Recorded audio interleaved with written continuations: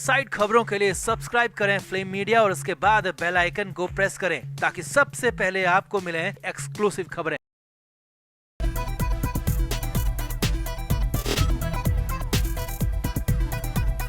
तो इस वक्त पूरे देश की नजरें अयोध्या में बने राम मंदिर पर है। किसको बुलाया, किसको नहीं बुलाया, कौन जाएगा, कौन नहीं जाएगा, इसे लेकर बड़ी बहस चल रही है। अब इसी बीच खबर महाराष्ट्र से है, जहां राम मंदिर उद्घाटन समारोह को लेकर सियासत एक बार फिर से गर्मा गई है, क्योंकि इतने भव्य आयोजन के लिए उद्धव ठाकरे के परिवार को आमंत्रण दिया ही नहीं गया है, जबकि राज ठाकरे को बुलाकर दोनों भाइयों के बीच बड़ा गेम खेल दिया गया है। तो क्या राम मंदिर उद्घाटन के न्योते के बाद एक हो रहे ठाकरे भाई फिर से अलग हो जाएंगे? किसके गेम में फंस गए उद्धव ठाकरे और अब राज ठाकरे पर क्यों निकाल रहे हैं भड़ास? आपको बताते हैं सब। आप भी वीडियो को शेयर करें और अपनी राय कमेंट बॉक्स में जरूर दें।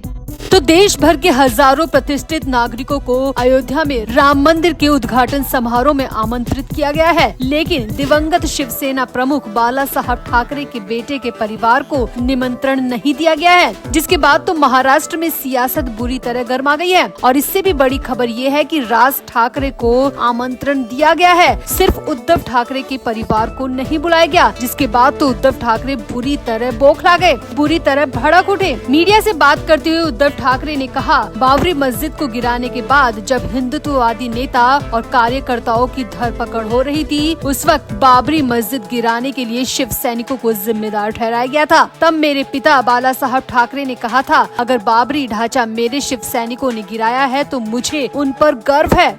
उद्धव ने आगे कहा, राम जन्मभूमि मुक्ति आंदोलन के लंबे संघर्ष के बाद अब जब अयोध्या में राम मंदिर का उद्घाटन हो रहा है तो बाला साहब ठाकरे के परिवार को नहीं बुलाया गया। ये साफ दर्शाता है कि राम मंदिर को बीजेपी ने अपना पर्सनल इवेंट बना दिया है, जबकि मंदिर किसी एक का नहीं होता, वहाँ जाने का अधिकार सबका है। अब ठाकरे के आरोपों के बाद बीजेपी ने भी पलटवार किया। बीजेपी की तरफ से नेता और राज्य के कैबिनेट मंत्री गिरीश महाजन ने कहा, राम मंदिर के निर्माण में ठाकरे गुट का क्या योगदान है? सरकार की वीवीआईपी लिस्ट में उद्धव ठाकरे का नाम नहीं है, इसीलिए उन्हें उद्घाटन समारोह का निमंत्रण नहीं दिया गया। गिरीश महाजन ने आगे कहा, समारोह का निमंत्रण करीब 8,500 लोगों को दिया गया है। वो बोल रहे हैं कि हमने किया, लेकिन देश की जनता को पता है कि राम मंदिर निर्माण में उद्धव ठाकरे का कोई योगदान नहीं है, इसीलिए उन्हें सरकार की वीवीआईपी लिस्ट से बाहर कर दिया गया है।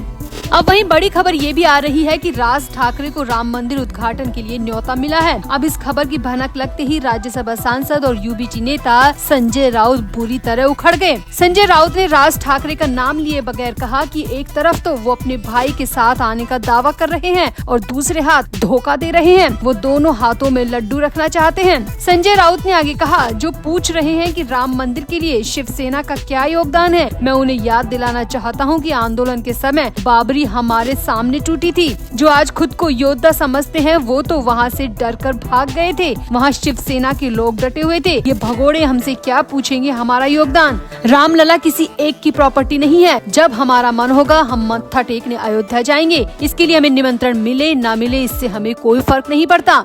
तो कुल मिलाकर राम मंदिर उद्घाटन को लेकर महाराष्ट्र में सियासत जबरदस्त गर्मा गई है। राज ठाकरे को न्योता मिला है और उद्धव ठाकरे को नहीं मिला, जिसके बाद उद्धव गुट बुरी तरह बौखलाया हुआ है। तो आपको क्या लगता है, क्या वाकई में उद्धव ठाकरे के साथ नाइंसाफी हो रही है या फिर उद्धव को ना बुलाना सरकार का बिल्कुल सही फैसला है? आप भी अपनी राय कमेंट बॉक्स में जरूर दें और वीडियो को भी शेयर करें।